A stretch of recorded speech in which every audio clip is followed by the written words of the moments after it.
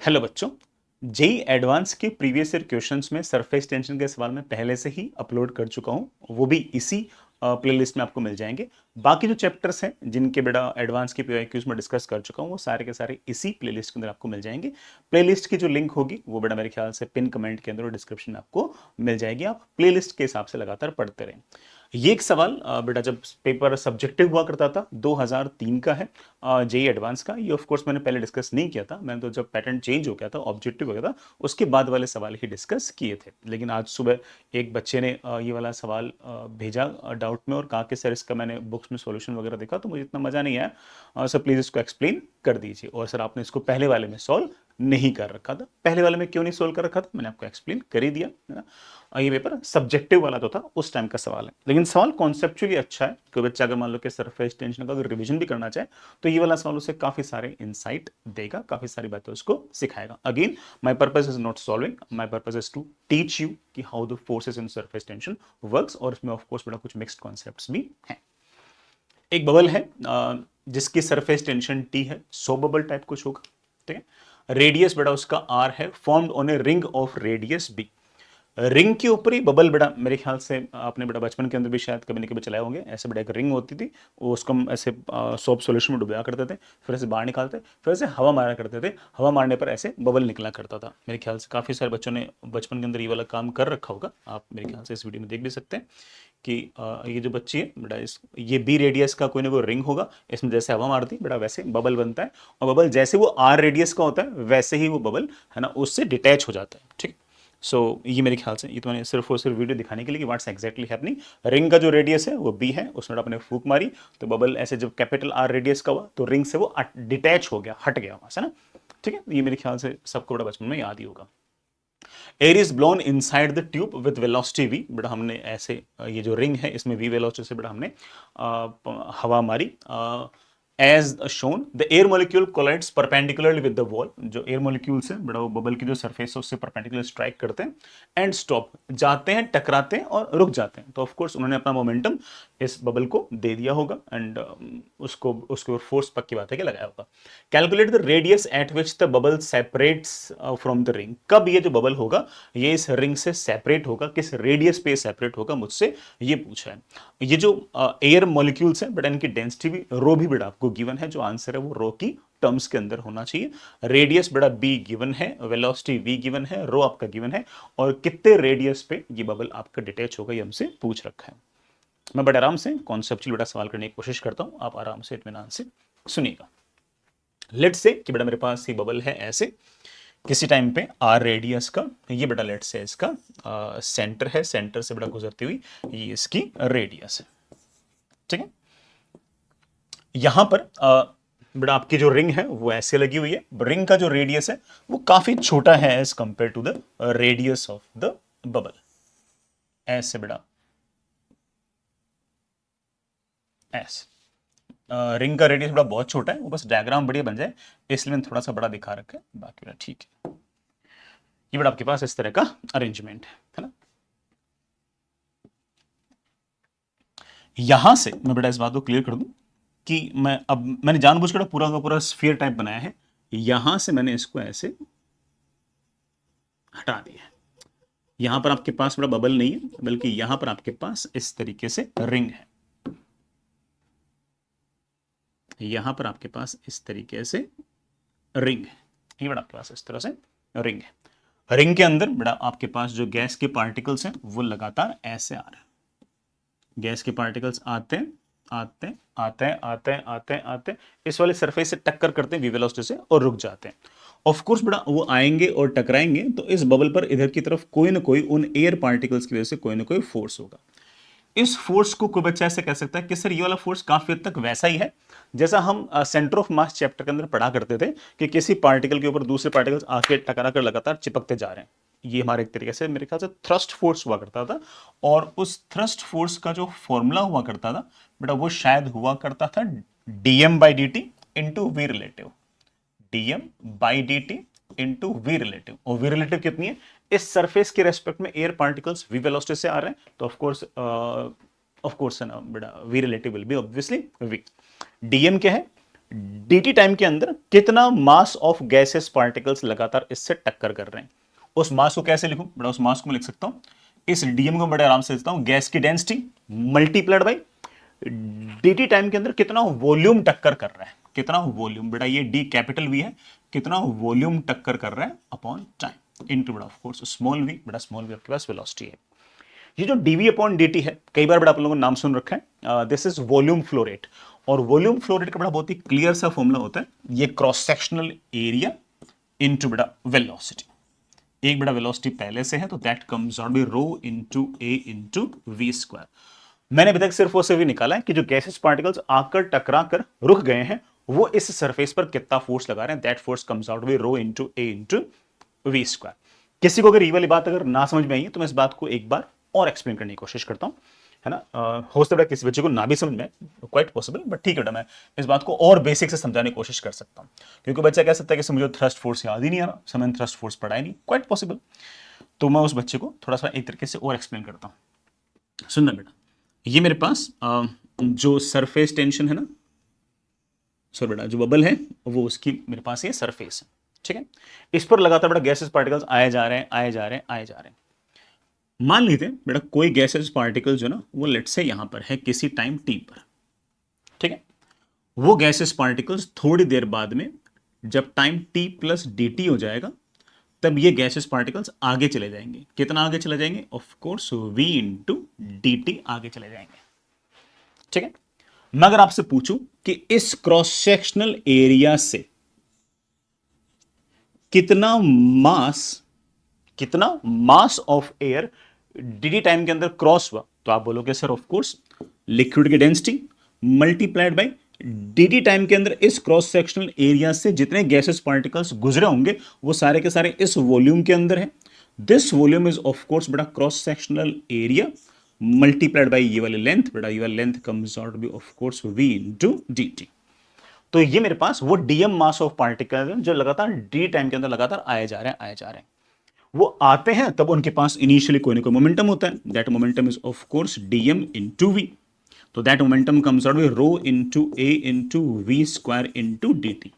जैसे इसका मतलब हर dt टाइम के अंदर इस सरफेस पर इतना इतना मोमेंटम वाले पार्टिकल्स लगातार आए जा रहे हैं। जैसे टक्कर होगी, it is something like perfectly elastic collision type, वैसे ही इनका मोमेंटम बेटा घट के क्या हो जाता है, जीरो हो जाता है। और मोमेंटम अगर जीरो हो गया तो ऑब्वियस बात है कि इन गैसेस पार्टिकल्स पर फोर्स लगा होगा इधर की तरफ, वही वाला फोर्स बड़ा ऑफ कोर्स इस सरफेस पर लगा होगा इधर की तरफ। उस फोर्स को हम बड़े आराम से कह सकते हैं कि इन गैसेस पार्टिकल्स का कितना मोमेंटम चेंज किया है अपॉन कितना समय लगा है। और जैसे मैंने dp अपॉन dt किया, but again that comes out by rho into a into v square. तो मैंने थोड़ा सा ओवर एक्सप्लेन कर दिया, मेरे ख्याल से समझ में आ गया होगा। चाहे थ्रस्ट फोर्स के तरीके से सोच लो चाहे ऐसे सोच लो, बात तो एक ही है। तो इसका मतलब जो गैसेस पार्टिकल्स आ रहे हैं वो इतना वाला फोर्स लगा रहे हैं। अब हो क्या रहा है, अब हो ही रहा है कि ये जो मेरे पास जो सारे सारे सरफेस है ना, इस पर एक फोर्स और है। वो कौन सा फोर्स है, वो फोर्स है कि ये जो रिंग है ना बेटा, ये रिंग भी एक सरफेस टेंशन का फोर्स लगाएगी। उस सरफेस टेंशन के फोर्स के लिए मैं थोड़ा सा डायग्राम को और बड़ा करके दिखाता हूं। ये वाला डायग्राम थोड़ा सा छोटा हो गया, तो मैं डायग्राम को थोड़ा सा बड़ा करके दिखाता हूं, तो मेरे ख्याल से मैं बेटर तरीके से समझा पाऊंगा। मेरे पास ये बबल, ठीक है, और मेरे पास ये आपकी रिंग। बेटा रिंग बहुत छोटी है, बस डायग्राम बढ़िया बन जाए इसलिए बेटा मैं थोड़ा सा बड़ा दिखा दिया। ऐसे ये बड़ा रिंग है, ये बड़ा इसका आपका पूरी इस बबल का सेंटर ऑफ कर्वेचर है। मैं जानता हूं कि बेटा यहां पर आपके पास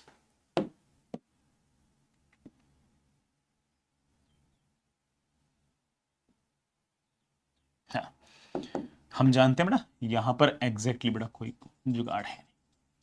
अब रिंग ने कितना फोर्स लगाया है, रिंग ने इस बबल के ऊपर कोई ना कोई सरफेस टेंशन का फोर्स जरूर लगाया होगा। सोचते बेटा वाला फोर्स कितना है, इस रिंग ने कितना फोर्स लगाया सोचते हैं। ये बेटा मेरे पास सेंटर ऑफ कर्वेचर से जुड़ी हुई लाइन, सेंटर ऑफ कर्वेचर से जुड़ी हुई लाइन, आराम से गौर करना। अगर मैं यहां पर एक छोटी सी लेंथ ले लूं, मैं बड़ा कलर दूसरा यूज कर लूं, अगर मैं यहां पर एक छोटी सी लेट से कि यहां पर कोई लेंथ ले लूं, लेट से dl, अगर मैं छोटी सी लेंथ अगर dl ले लूं तो इस रिंग को सरफेस ने अपनी तरफ खींचा होगा by action reaction pair ring ने सरफेस को ऐसे अपनी तरफ मतलब टेंजेंशियल डायरेक्शन में खींचा होगा, और जिस फोर्स से खींचा होगा that force is very simple, surface tension multiplied by length multiplied by two. टू किस कारण से बेटा? टू इस कारण से क्योंकि जो सोप बबल होता है उसके अंदर बेटा ऑफ कोर्स बाहर भी डीएल लेंथ होती है, अंदर भी डीएल लेंथ होती है, तो जो रिंग है बेटा इधर की तरफ से भी एस इंटू डीएल से खींचेगी, एस इंटू डीएल से खींचेगी, फोर्स आएगा 2 टाइम्स एस इंटू डीएल। अगर मेरे पास ये वाला एंगल थीटा है बेटा, इतनी बेटा मैथमेटिक्स तो अपन को आती है, तो ये वाला एंगल मेरे पास 90 माइनस थीटा है, ये वाला एंगल फिर से मेरे पास थीटा है। इसके डायमेट्रिकली अपोजिट अगर मैं छोटी सी लेंथ अगेन डीएल ले लूं, तो वहां पर भी लगभग लगभग यही कहानी है कि इस सोप सॉल्यूशन की जो बड़ा फिल्म होगी उसको ये रिंग अपनी तरफ ऐसे टेंजेंशियली खींचेगी, और जो इस फोर्स से खींचेगी that is 2 into S into DL, again बेटा this angle comes out with theta. मैं सिर्फ और सिर्फ आपको ये समझाना चाहता हूं इस डायग्राम से कि इस सरफेस टेंशन की जो फोर्स है उसके ये जो फोर्सेस हैं इसके दो कंपोनेंट्स आएंगे, और वो जो कंपोनेंट्स होंगे बड़ा आपके पास इस तरह से आएंगे। इधर की तरफ आएगा 2s dl का साइन थीटा, इधर की तरफ बड़ा मेरे पास आएगा 2s dl का कॉस थीटा। इसी तरीके से बड़ा मेरे पास यहां पर आएगा 2 टाइम्स s dl का साइन थीटा, और इधर की तरफ मेरे पास आएगा 2s dl का cos थीटा। As you can see that कि ये वाले फोर्सेस बड़ा आपके कैंसिल हो जाएंगे, ये वाला फोर्स बड़ा आपके पास आ जाएगा। इसका मतलब रिंग ने कुल मिलाकर इधर की तरफ कोई ना कोई फोर्स लगाया है, और रिंग के द्वारा जो लगा गया फोर्स है उसको मैं बड़े आराम से कह सकता हूं कि हर छोटी छोटी लेंथ पे ये जो रिंग है बेटा इसने हर छोटी छोटी लेंथ पर इधर की तरफ इधर की तरफ इधर की तरफ इधर की तरफ इधर की तरफ इधर की तरफ इधर की तरफ जो 2ds sorry 2s dl cos theta लिख रखा है उसको जोड़ दो। भाई ये मेरे पास अगर रिंग है तो इस पूरी पूरी रिंग पर सिर्फ और सिर्फ हर जगह 2s dl cos theta, sorry 2s dl sin theta, 2s dl sin theta, 2s dl sin theta, सिर्फ और सिर्फ इसको आप ऐड कर दो, तो जो रिंग के कारण मेरा फोर्स आया that is integration of 2 times s into dl into sin theta. हालांकि कोई कोई बच्चा कहेगा कि सर इसको 2 नहीं 4 लिखो, सर ऊपर वाला भी और नीचे वाला भी बड़ा एक ही बात है। 2s dl sin थीटा लिखकर पूरी रिंग में इंटीग्रेट करो, या फिर 4 times s dl sin theta लिखकर आधी रिंग पर इंटीग्रेट करो, एक ही बात है। आधी क्यों? क्योंकि अगर आप 4 लिख रहे हो तो ये वाला और डायमेट्रिकली अपोजिट वाला दोनों एक साथ लिख दिया ना, तो फिर हाफ में ही इंटीग्रेट करने में पूरी हो जाएगी ना कवर। समझ गए ना इस बात को? तो ये कितना होगा आप बड़े आराम से कह सकते हो बेटा 2 times s into sine theta तो कांस्टेंट है, dl बेटा dl dl dl dl dl dl dl dl dl अगर लिखोगे तो बेटा पूरी रिंग की लेंथ आ जाएगी। ऑफ कोर्स बेटा पूरी रिंग की लेंथ विल बी बेटा of course what 2 into pi into B. हो गया बेटा अपना काम, मेरे पास आ गया that is equals to 4 times pi into surface tension into b into sin theta, that is equals to 4 times pi into s into b into sin theta। इस राइट एंगल ट्राइंगल के अंदर बेटा sin theta will be equal to perpendicular upon बेटा hypotenuse. Perpendicular बेटा मेरे पास ये b दे रखा है, रिंग का रेडियस, हाइपोटेनस बेटा मेरे पास of course radius of the bubble है, मैं बड़े आराम से लिखता हूं that comes out be b upon r, तो that comes out be 4 pi surface tension into b square upon r। कभी ना कभी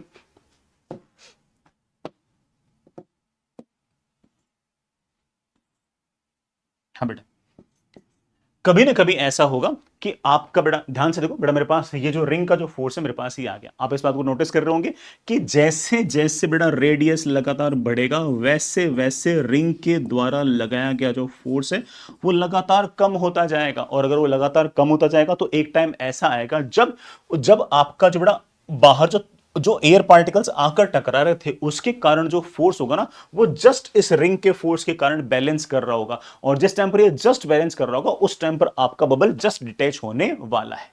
समझ गए इस बात को कि जो पार्टिकल्स आकर टकरा रहे हैं उन्होंने जो फोर्स लगाया है बेटा वो तो आपका फिक्स ही एक तरीके से rho into A into V square, लेकिन जैसे जैसे बेटा लगातार अंदर गैस पार्टिकल्स आएंगे वैसे वैसे लगातार रेडियस बढ़ेगा, जैसे जैसे लगातार रेडियस बढ़ेगा वैसे वैसे हमारी जो इस रिंग ने जो फोर्स लगाया वो लगातार घटेगा।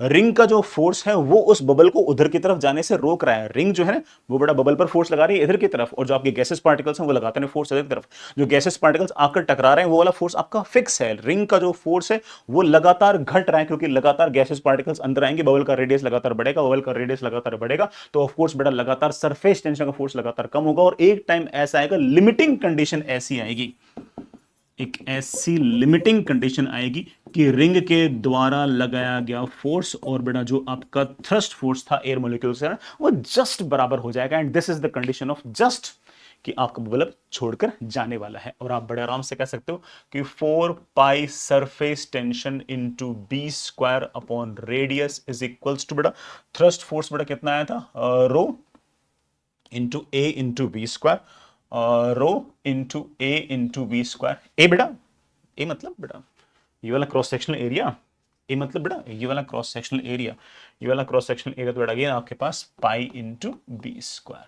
बेटा मेरे ख्याल से पाई इंटू बी स्क्वायर बेटा दोनों तरफ से कैंसिल, मुझे बेटा रेडियस पूछ रखा है, रेडियस बेटा comes out to be 4 times surface tension, 4 times surface tension rho V square. Sorry बेटा मैंने सरफेस टेंशन ना एस लिख दिया, सवाल के अंदर बेटा सरफेस टेंशन शायद टी दे रखा था। So radius comes out to be 4 times surface tension upon rho V square. Although बेटा मैं तो सिर्फ उसको पूरा पूरा मैकेनिज्म समझाने के लिए इतना सारा काम कर रहा था, अदरवाइज कोई बच्चा डायरेक्टली भी इस काम को कर सकता था। वो ऐसा कह सकता था कि देखो सर, एक्सेस प्रेशर के कारण जो फोर्स आएगा, एक्सेस प्रेशर के कारण जो फोर्स आएगा वो वाला जो फोर्स होगा वो इस थ्रस्ट फोर्स के फोर्स को बैलेंस करेगा। तो वो ऐसे बोलेगा कि sir rho into A into V square should be equal to excess pressure into ये वाला एरिया। एक्सेस प्रेशर इंटू बड़ा एरिया आपके पास cancel, rho into A square. Excess pressure everyone knows that कि 4 times surface tension upon radius, बड़ा radius comes out to be 4 times surface tension upon rho into V square. तो इससे answer बेटा थोड़ा fast आता है, लेकिन इससे पूरा मैकेनिज्म समझ में नहीं आता। मैकेनिज्म बेटा मैंने आपको पूरे फोर्स से समझा दिया है। बाकी इस तरह कोई सवाल अगर बच्चा कहता है कि इससे मैं तो sir excess pressure into area करके उसको उस फोर्स के इनटू उस फोर्स थ्रस्ट फोर्स के बराबर करूँ, क्या मेरा आंसर आएगा? ऑफ कोर्स आंसर आएगा, लेकिन मैकेनिज्म जो है वो बेटा ऑफ कोर्स मैंने आपको पूरा पूरा बढ़िया से समझा दिया है। आई रियली होप बेटा सारा सारा आपको पूरा समझ में आ गया होगा। एंड अगेन जो बेटा जितने एडवांस के पीवाईक्यूज होंगे वो आपको बेटा इसी प्लेलिस्ट के अंदर आपको सारे के सारे मिल जाएंगे। किसी भी चीज की जरूरत हो please let me know. All the best, bye.